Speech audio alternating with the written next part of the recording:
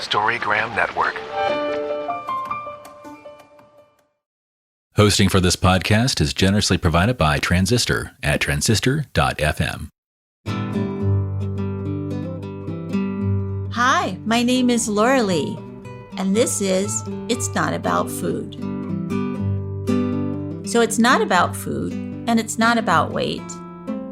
What is it about? Everything else, because it's never ever about food or weight, never ever, not even one time, not ever, ever, ever.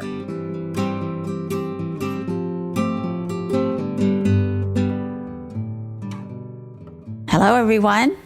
This is Laurelee Roark from It's Not About Food podcast, and today we're talking about trust and the idea of trust in the recovery from a disordered eating or body hatred or any kind of recovery, really. You know, there's got to be some trust there at some point. And so the goddess on the front of the card is standing on her head. And she is trusting that the earth is going to hold her up. And the little deer is also looking at her, trusting that she's going to be held up and not fall off the cliff. And so the back of the card reads, trust is the knowing that our bodies are living intelligences, giving us immediate feedback about what does and doesn't work for us. When we stop viewing our bodies as something we need to control and manipulate, we can begin seeing them as very wise teachers. When we start to trust our bodies, we can listen and understand what they need. So for me, that trust in my body took a long time to get in my eating disorder. I didn't really trust my body, to tell you the truth. I hated my body for so long that I just felt it was an enemy that I had to drag around with me. So I used to say I didn't trust myself as far as I could throw myself. I just thought that it wanted to do something I didn't want it to do. You know, it wanted to be fat and I didn't want it to be fat. And I just wanted to be lazy and I didn't want it to be lazy. And I had such bad feeling about my body for so long. And I only liked it if it was doing exactly what I wanted it to do, which was be ultra thin, thinner than it wanted to be, and perfect, which of course it never would be like that for very long. You know, it's never going to be perfect, and it couldn't stay starving for very long either. I just had to trust that it knew it had a plan, it had a way, and I had to trust that it knew that. And like at my age at this point, the trusting of the aging process is phenomenal. That is a whole other level that until I got to be a certain age, I didn't even think about. So to trust that I'm not sick, I'm just a year older.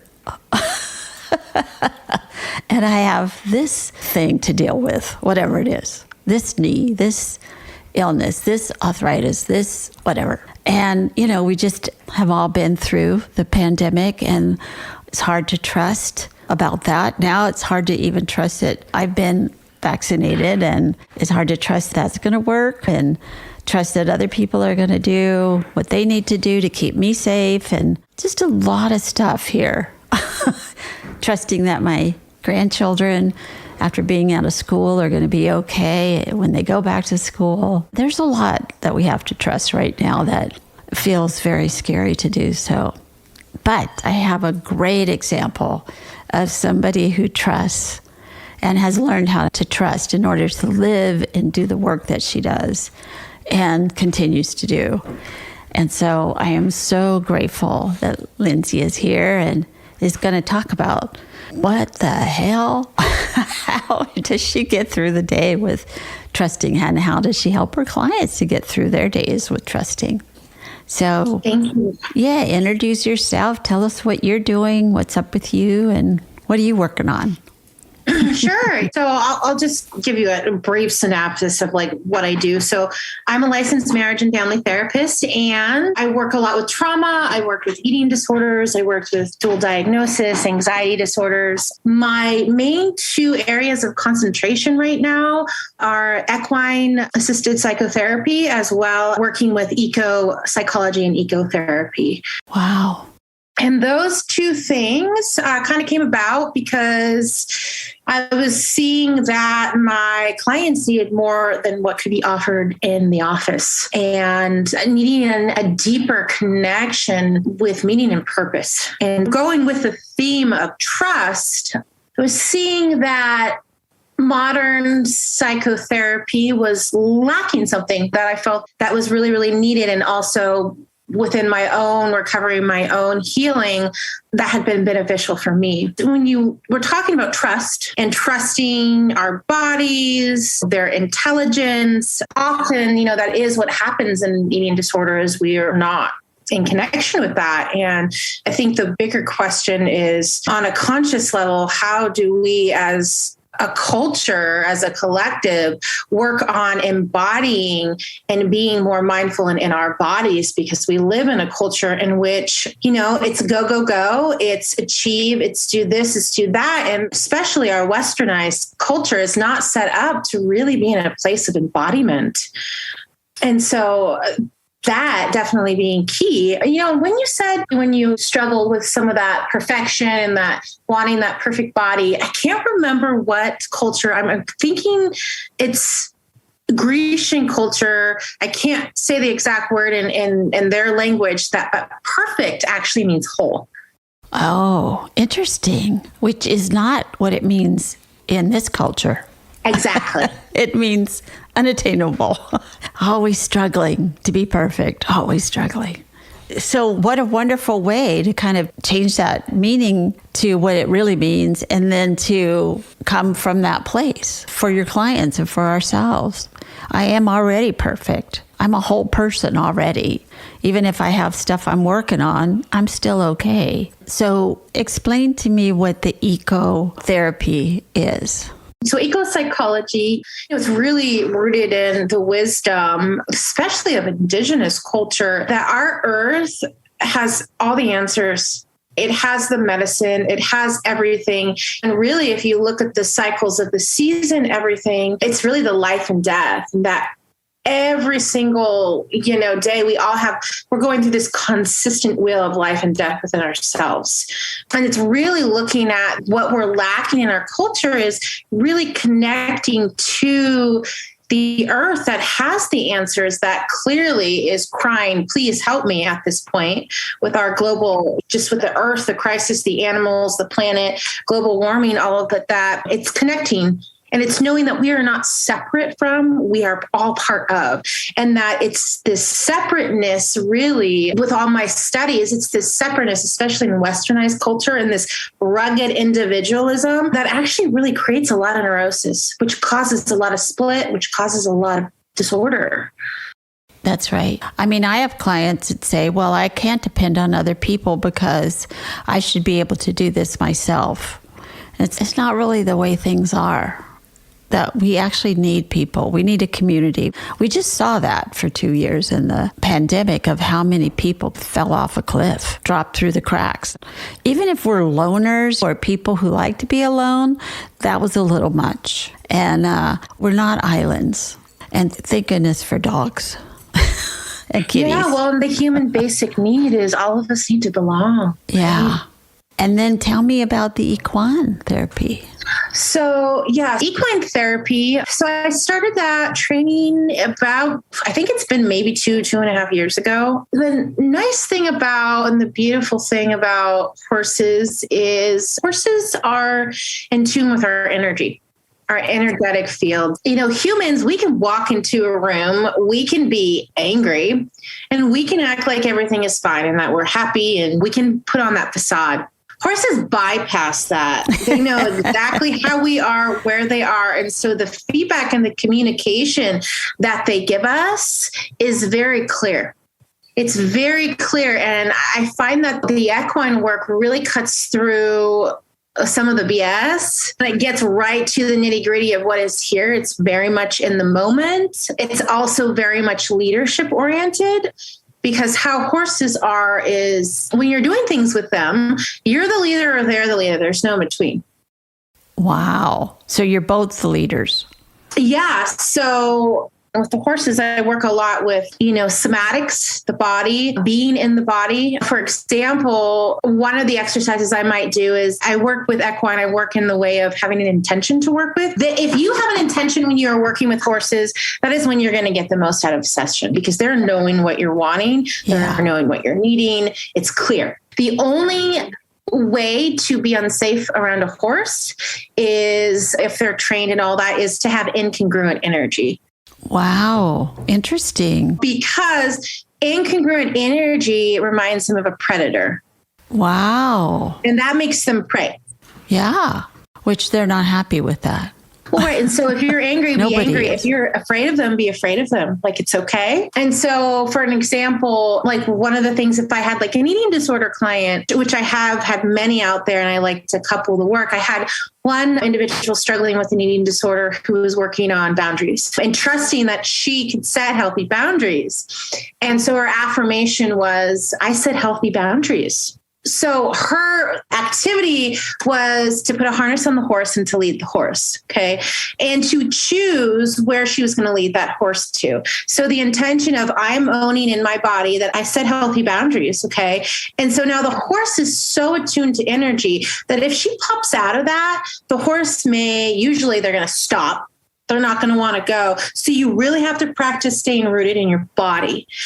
What was funny is she picked one of the horses that I feel like he can be a little bit more pushy than some of the others. And when she was leading, he kept coming up right behind her by her butt and nudging her butt. And then he kept doing it and doing it. I'm just like, what is that resembling? She's like, your mother, right? She's all, yeah. And your mother, that's what she does. She just crosses your boundaries and she pushes you all around. Yeah. As soon as she internally set that boundary with her mother and told her mother to stop, the horse stopped. So it's just a beautiful thing. Yeah, the horse works pretty miraculous. They're amazing, intuitive beings that connect us to something bigger. And how do you get these horses to be so available for this work for you? When you have a group of horses that get what you're doing and okay with all kinds of people coming out and to learn on them?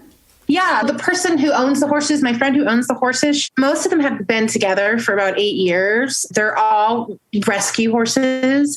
They all have some type of abuse story, most of them. It's just being out there. It's really interesting because before the client even comes out, the horse is chosen that they want to work with them. It's that succinct, it's that energetic. I've only had one time where all of the horses were like, no, we don't want to do an activity, but it was actually exactly what needed to happen and the medicine that needed to happen. I see. So they're still doing their job, even if they don't want to do their job. That's the job. The job is no. The job is yes. Yeah. Beautiful. Well, in that instance, it was being that actually there was a need to be and not to do, and actually just let that in and be grounded and to sit and be with what was. Which is a huge lesson and one that we don't learn that often. Just be with what is, just put your arm around what it is. Ecotherapy is about finding our own resiliency, about growing, but it's also then how do we take the medicine and bring it back into our lives, into our community, our collective community, because we are all one. Storygram Network. Welcome to One Media, One Media. When you're whining with nurses. It's a place I like to call The Bleed. My name is Laurelee, and this is It's Not About Food. The art of being yay isn't just something he developed. Storygram Network. Yeah. And do people get that and get that why that's good for them as somebody with an eating disorder or illness or a struggle? Yeah, I think, at least in my experience, a lot of individuals with eating disorders can get steered off track or not know what is my intention, what is my purpose. And, it has everything to do with what they're feeding themselves nutritionally to what are they feeding themselves spiritually? What are they feeding themselves social media? What are they, the people in their life, how they spend their time? And that usually people who are coming out to this, they want to learn and they want to incorporate that because they know that there's something that's missing. Yes. And I know that I'm the animal of the animal testing. So I'm sure that you tried this on yourself first. And how did that go with the struggles that, you've been on? Or Yeah, well, I think that I definitely did try on equine therapy for a while. I've always felt a draw and a connection to animals more than human beings.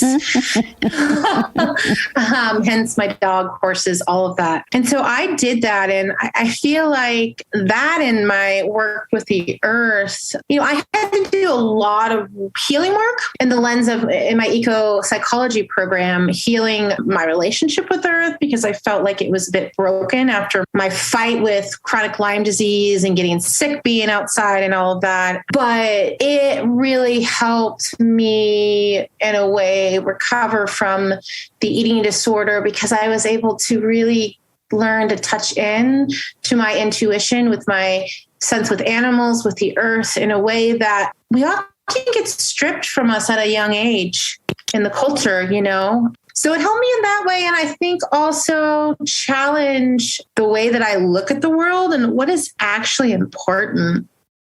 Yeah. So how did you get to that place? Well, I think part of it was I love my work in the office, but honestly, I was getting a little bored.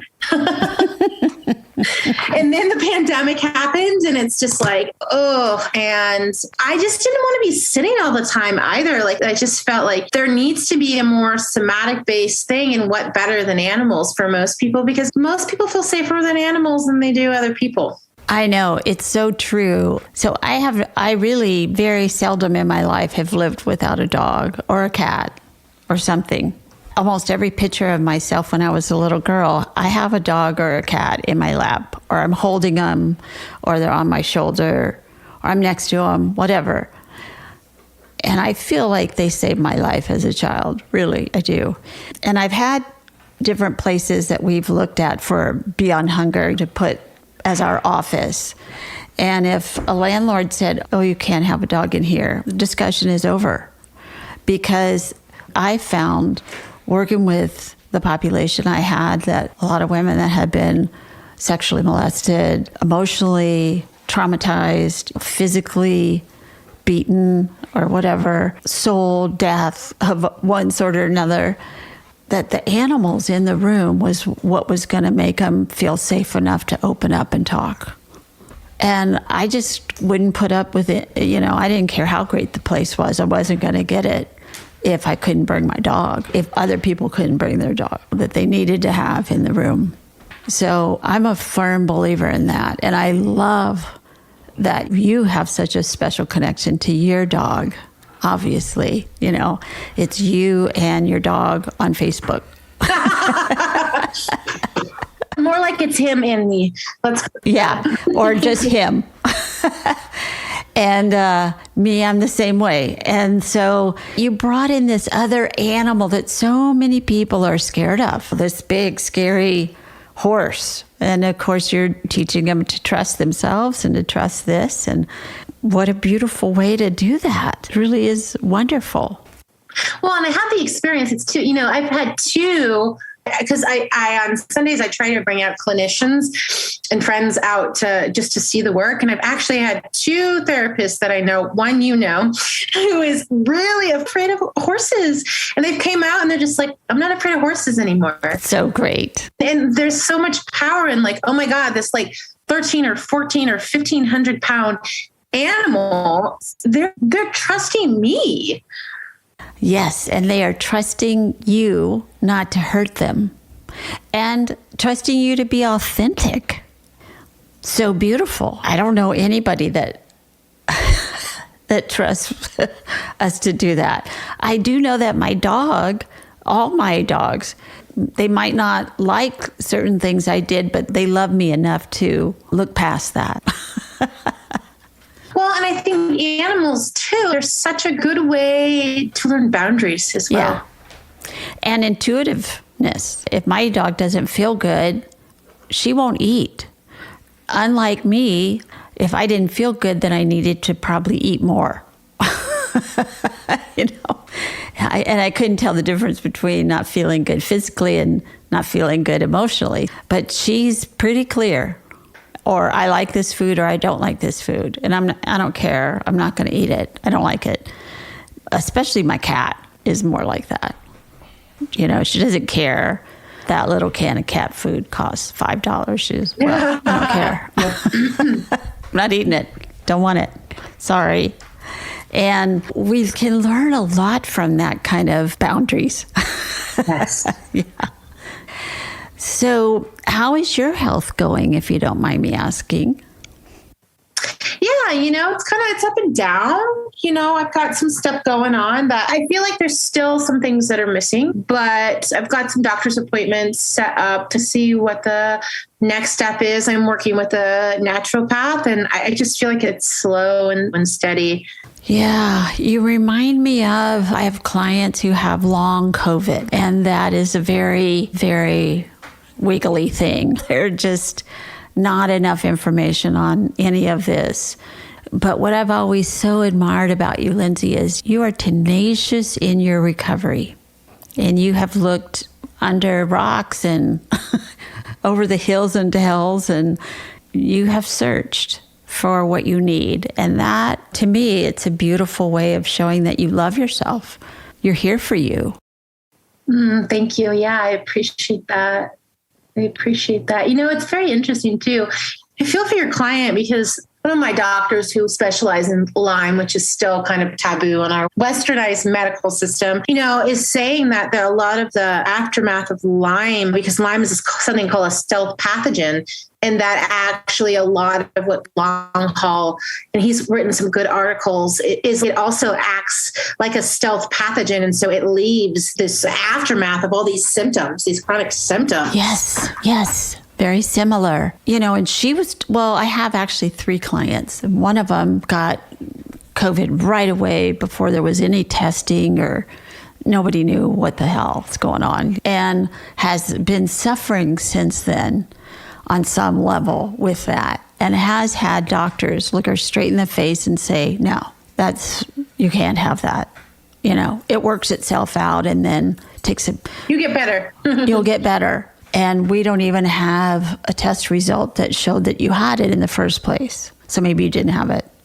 Well, okay, then I'm just crazy, I guess. I mean, she's just had such a hard time struggling for her right to have an illness that needs attention. But I think too, Laurelee, and that really crosses over into the eating disorder, the realm of not to stereotype our doctors, but our doctors work in a lot of these big corporations and this marginalized, this is what Big Pharma says, this is what this says, and then they're put in a box of what they can do and don't do. And sometimes there is this arrogance that doctors know everything. And let me tell you, there's probably thousands of different diagnoses that people have that we have no clue what they are. And it's just like in the eating disorder realm, it's for a lot of insurances, like, how sick do you have to be to actually get help? Really sick. Yeah, for actually your insurance to come in. And I just had that actually because Medi-Cal, as you may know, is horrible with coverage. And I had a client, they don't pay for inpatient. They don't want to pay the therapist if they want to see them twice a week. You can get it for a short while at a time, but then there's this gap of care. And I was fighting with the county for 5, 6, 7 months, leaving messages. They're never calling me back, never assessing. And she finally got an approval, even though they didn't do any thorough assessment with her. And by that time, we had come up with a plan of, hey, I really encourage you to get a job where you can get insurance so you can go inpatient. Wow. Because it's that severe. And then as soon as the day she started her new job, she got a letter in the mail saying, oh, we'll accept you. Oh, God. Isn't that the truth? Well, the whole medical system, I can't even handle access it. to care, Yeah. And that's too the focus of why I'm doing some of the things that I am, because there's so much healing that can be done in our bodies too if we are connected to source, to what is right. And we don't have access to that a lot of the time because our culture cuts us off from it. And it's so based on your body, what you look like. Like if you look fine to me, I should be bigger and I'm starving to death. Or the reason why you're sick is because you're overweight. No, this is what everybody in my family looks like. Right. I mean, your symptoms are because you're overweight, but actually none of what you're doing is what's causing why you're overweight. That's right. That's right. But they just stop at the, you look fine or you don't look fine. And if you don't look fine, then go on a diet and you'll be fine. They give you the same old thing over and over again. Anyway, so you have a little bit of a space here. So you want to tell like the world what you're doing and what you're working on and how they can get in touch with you in order to do these things. Yeah. So, it's so funny. Okay. So I have a Google Voice and I literally have to look at the number because I always forget. They can reach me at my phone number. It's 707-780-2496. My website also has that information. It's selflovetransformations.com. And then really what I'm working on is I have this one-day event with the horses intertwining the ecotherapy. And I'm going to continue to do those. I think the next thing I'm up to is I also want to start an eating disorder / abuse survivor support group with the horses.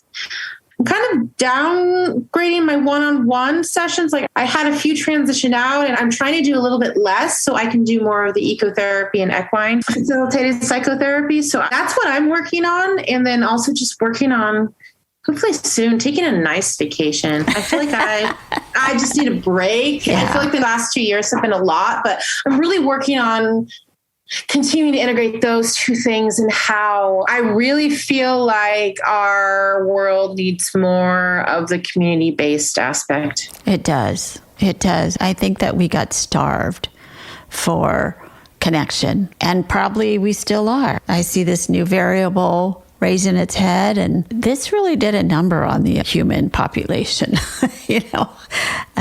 My dog and cat were fine with it. I was home all the time. They thought that was great. But it wasn't good for me. No, and just how much we need touch, especially if those people who are single. And even if we did have animals, that is such an important part. And I can't tell you how many calls like I got for 12 and 13-year-olds developing anorexia during COVID. They're like, flipped a switch. Well, there were all those TikToks or whatever, people just saying the most weirdest ways of eating, that this is what you can do. Where did you get that idea? Well, I saw it on TikTok. Don't do a diet on TikTok. Don't do a diet in the back of a magazine that's also telling you that somebody had Elvis's baby. Don't do that. I know. It's almost like that saying, like at least when I was younger, we didn't have all this, but it was just like, where you had to go to the library and you have to look at really cite the sources and what sources were actually real and legit. It's like there's so much stuff out there that when teens see it, think it's legitimate. They do. They certainly do. And I did. I would do anything anybody told me if I thought it was going to end up that I would be ultra thin. Here, take this pill. Okay. Well, yeah. And, what I recommend to all of my parents, what I recommend everyone should watch is The Social Dilemma. It really nails it to you how much our culture is brainwashed because of it's money. That's right. Money. It follow the money every time. Well, I'm so happy that you were on my show today and that you made yourself available. And I'm so proud of you for the work that you're doing. You really stepped out there, and it's not easy to have a whole other thing to do with your practice. You just followed your heart. It's beautiful. Thank you. Thank you for having me. I hope you got something out of today. Absolutely. Without a doubt. Thank you. All right. Take good care. Thank you so much. Okay. Bye. Bye. Thank you for listening. And be sure and follow me on Patreon, Instagram, Twitter, Facebook, and itsnotaboutfood.com. Thanks.